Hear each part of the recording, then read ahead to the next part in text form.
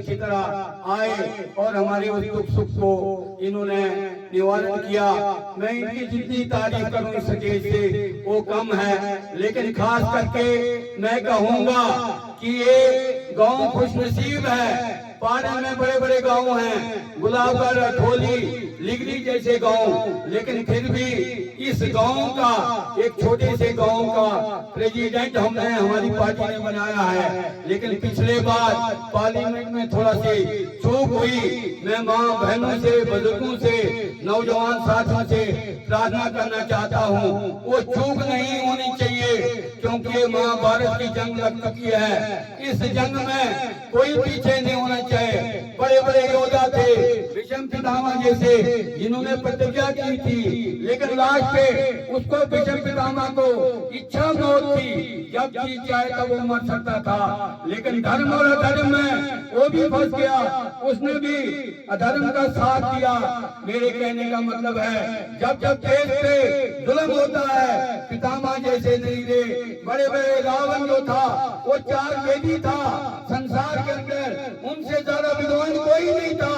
लेकिन आखिरकार एक छोटी सी चूक, माता सीता जी का हरण करना तो दुनिया की कोई ताकत नहीं, विश्व की बड़े बड़े युग है, लेकिन एक बहाना बनाया गया था। रावण जैसे 4 बेटी का नाश हो गया, आप और हम कुछ भी नहीं है। मेरे कहने का मतलब है, ये इस वक्त इलेक्शन नहीं है, ये एक किस्म का जंग मानूंगा इसको। ये हमारी भारतीय जनता पार्टी की और जो सारे, मैं कहता हूँ कुत्ते बिल्ली जमा होकर सारी पार्टियां वो मिलाकर इलेक्शन लड़ रहे हैं। जब पार्लियामेंट का इलेक्शन था, उस वक्त कांग्रेस, पीडीपी, एनसी, उन्होंने भी उस वक्त मिलकर इलेक्शन लड़ा, लेकिन फिर भी 5 लाख वोटों से वो हार गए थे।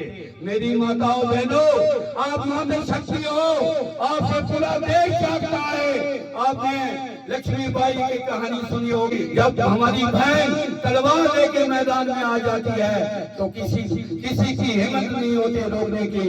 इसलिए ये धर्म और अधर्म की जंग है, इसमें कोई चूक नहीं होनी चाहिए। ठीक है, छोटी मोटी गलतियां होती है, मेरे भाई सरपंच से होंगी या मेरे भाई प्रधान से होंगी, मुझसे होंगी, बीडीसी से होंगी, मंत्री से भी होंगी, लेकिन मैं कहता हूँ जो काम इस पार्टी के किए हैं, इस वक्त इसको नाचने वाले कहते हैं, अतः जो कुछ आपने दिया वो आपने पार्टी को दिया।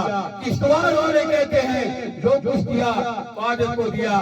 मेरे यहाँ भाइयों ने सब कुछ बोला। स्टेटस के बारे में अगले बार हम आएंगे, मैं मास्टर देशराज जी को लेके आऊंगा, पूरी कहानी आपको बताएंगे कि उसके क्या क्या फायदे हैं। मैंने यही अंत में कहा, सुनील शर्मा पार्टी के लिए भगवान तो एक ही है, लेकिन पार्टी वाले भगवान के बाद इनको मानते हैं। इन्होंने कोई कमी नहीं रखी, दुख सुख हमेशा हमारे लिए लड़ते रहे। आज हम सुकून से चल रहे हैं, वरना वक्त था हम घरों से बाहर नहीं निकल सकते थे। मेरी अपनी मिसाल दो, मैं अपनी मिसाल देता हूँ। 2013 में जब हमें 302 लगाया गया, मैं घर से बेघर हो गया, और इंजीनियर रशीद जो आज पार्लियामेंट में जीता हुआ है, लेकिन भारतीय जनता पार्टी की सरकार ने आज भी वो जेल के अंदर बंद रखा है। उसने असेंबली में ठोक के बोला, कहता ये जो शख्स है ये रात को दिल्ली में मंत्रियों के साथ होता है और दिन दिहाड़े फसाद करता है। तब भारतीय जनता पार्टी के सपोर्ट ने मुझे यहाँ से भेजा। मेरे बाल बच्चे, मुझे भी 2 बच्चे थे, एक लड़का था, वो घर से बेघर थे। मैं 5 साल हिमाचल में मुझे यहाँ से निकाल दिया गया।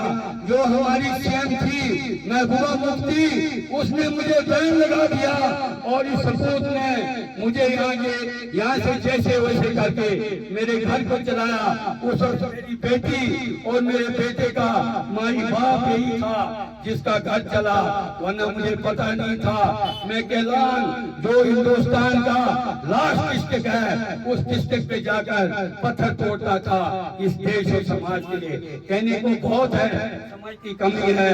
मैं आपसे हाथ जोड़ के विनती करता हूँ, जो लोगों ने पहले किए पार्लियामेंट में, क्योंकि हमारे पास रिकॉर्ड है, वो नहीं होनी चाहिए। मैं आपको ये सर झुकाकर प्रणाम करता हूँ। अगर आप हमें और देंगे, हमें कोई दुनिया की ताकत नहीं छेड़ेगी, आप हमें और नहीं देंगे, हमें फिर जंगल ढूंढने पड़ेंगे, हम जंगल जंगल की खाट छानेंगे।